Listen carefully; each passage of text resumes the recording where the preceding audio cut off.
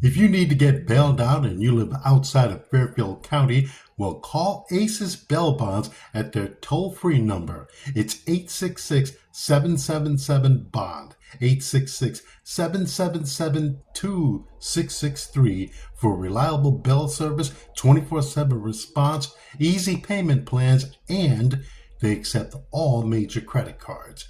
Aces Bail Bonds at their toll-free number, 866-777-BOND, 866-777-2663. Go to their website, acesbailbondct.com.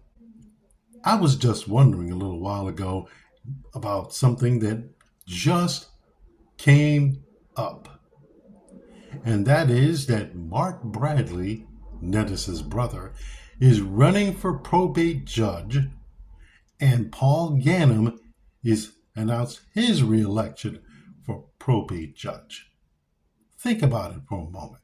Mark Bradley, Dennis's brother, is not only a Democrat in Bridgeport, but a Republican in Massachusetts. Now, why would he do that? Here's one thing. He's got some support behind him, as you know. Maria Pereira has put her name front and center in his nomination. Now, the question I have for her, does she know that he's a Republican in Massachusetts? Now, I'm not going to know, and I don't know what her response is going to be, but the thing I know is this. You can't be one-on-one parties in one-on-one state. You're either or. You're either a Republican in Massachusetts or a Democrat here in Bridgeport. That's the problem. That is going to happen. And it might go to the almighty courts for this. The courts, yeah, you know those people. They're the ones that decide everything. So the problem that not only Mark Bradley has is that he either has to be either or. Can't have your cake and eat it too. So he has to decide, because he just may get called out on it. Here in Connecticut, he was in Massachusetts. So what is Mark Bradley going to do? We already know what Paul Ganem's going to do. He is a bona fide Democrat here in Connecticut. No way around it. You want a way around it? Well,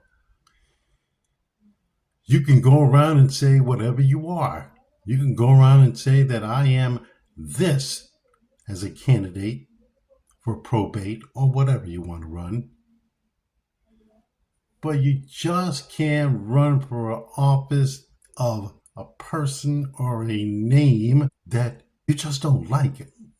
Just saying. Paul Ganem is a probate judge. He's running for re-election, and Mark Bradley is looking to unseat probate judge.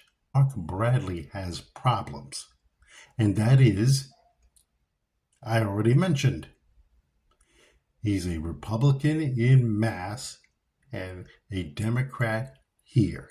If this is the way the state of Connecticut's going to operate politically, fine, do that. Operate so boneheaded that one guy goes to another state and says he's a Republican, and here he's a Democrat. That to me is a little boneheaded and a little misconstrued and bullshit. And there's another thing. Maria Pereira, why don't you explain how you support a guy that's Republican in Massachusetts and a Democrat here? When are you going to come out and say, I could see the excuses now, a misunderstanding, nobody understands, he is a registered Democrat here, he may have picked the wrong party there. I have a feeling if you confront Maria Pereira about this, she will have a gazillion excuses for Mark Bradley. This is the same Maria Pereira who filed that complaint against Set Brother Dennis at that big campaign function at Dolphins Cove. And she had every right to file that complaint. But on this, I mean, you got to be kidding me. Didn't you read the tea leaves? Didn't you read anything? I mean, seriously. You didn't read anything about this? You didn't know about this? You didn't do your set research on this? Please explain it. Explain it for people to understand what your position is. Because I don't get it. A man who's in two parties in two different states and he's running for a probate judgeship, an elected post. He has to win an election. And an election where the people decide who is fit to be the probate judge. And by the way, you can bring up Success Village all you want. To me, Success Village is a side issue because Success Village, and by the way, the Bradley brothers did represent Success Village. So that's something that you could explain. This is going to be interesting. She has to explain how she outed Brother Dennis and is supporting Brother Mark. You need to explain that. You have to. Because as much as I like you, as much as I would love to see you go upward and onward in the political field, this has to be explained. And I don't know how you're going to explain it. I really don't. But you need to explain it. Explain it to people who actually will understand.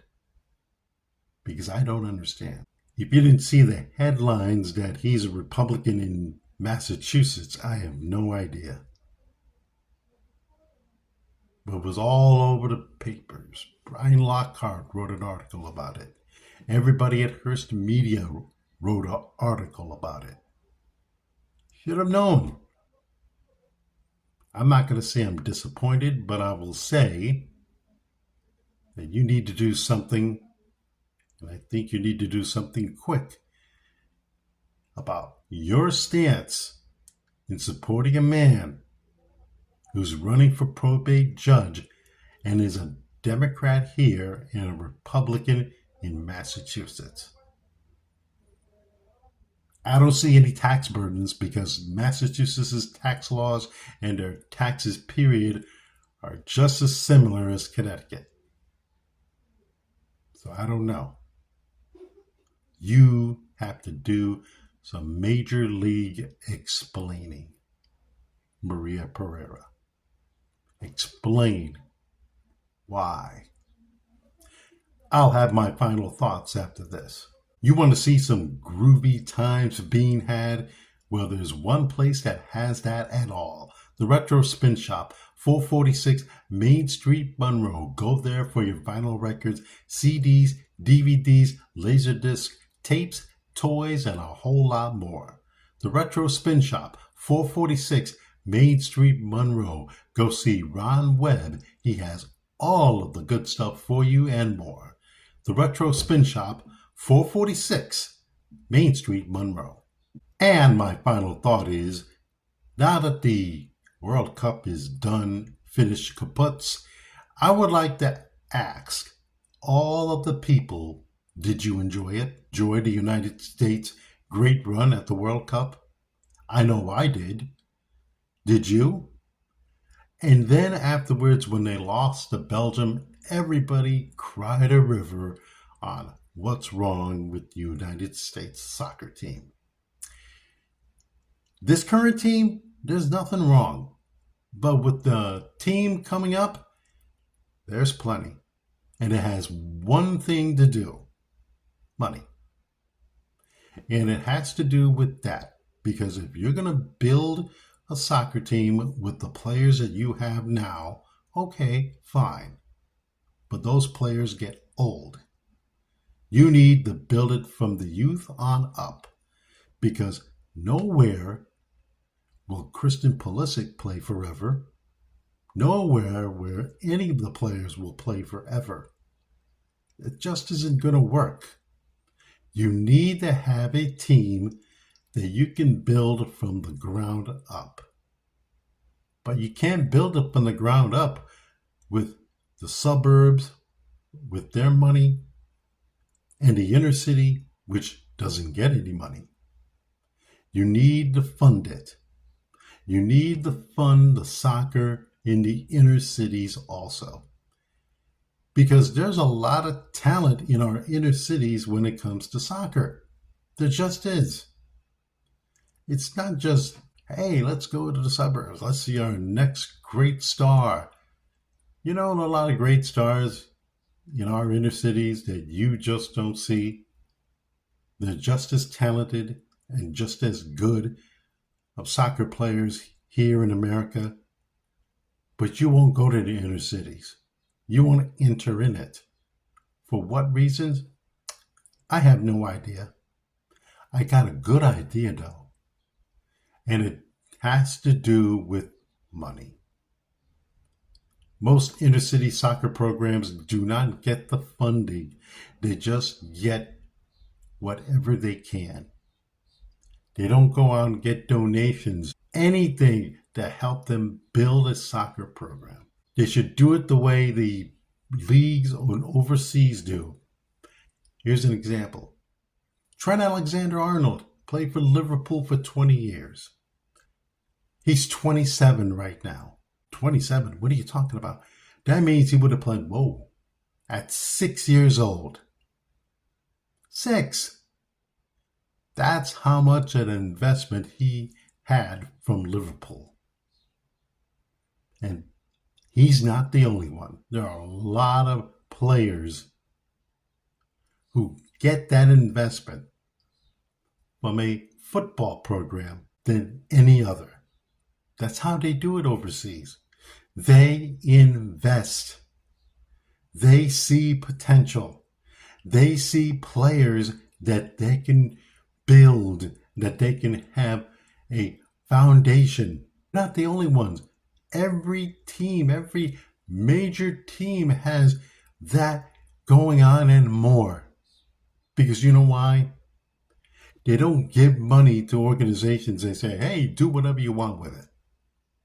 They invest. They invest in not only them, it's not just uniforms and balls, cleats. It's their investment in the kids that can grow into it. It's not rocket science. You take the money and run in the Premier League and any other league, La Liga, the Italian league, they take the money and they invest in the kids. That means you need to invest in the inner city because those kids are out there. You think kids out there, they're going to grow up and see these World Cups, see the Premier League, see the La Liga, Spanish League, the Mexican League, whatever league out there, and they're looking at their situation. Nobody has money? Really? No. They want you to invest. That's the big problem with soccer in America. You got people who get money and do whatever they want with it. It's a lot like that show, Wise Guy, when somebody invested in Wall Street and nobody's seen a dime and they ask the question, where's the money? You want to have that? Where's the money? You want to have that question asked to you? When somebody asks you, where's the money? You better say, we're investing it in this kid, we're investing it in that kid, we're investing it on every other kid here. Because investing it in the suburbs, yeah, that's great. You have to invest it in the inner cities where, yes, there is a big soccer fan base. Yeah, we love our soccer in America, and we love watching the World Cup every 4 years. We love watching the Premier League. But do you know, in the inner cities, they watch it too? They watch it too. But no, you don't give a shit about that. The only thing you give a shit about is, hey, let me get my money and let me do this and that with it. No, get the money, invest in kids, and invest in kids that can really make a difference and build American soccer to the peak and the point where it is right now. This episode and all episodes on YouTube and audio on Wednesday. Hey, see you later.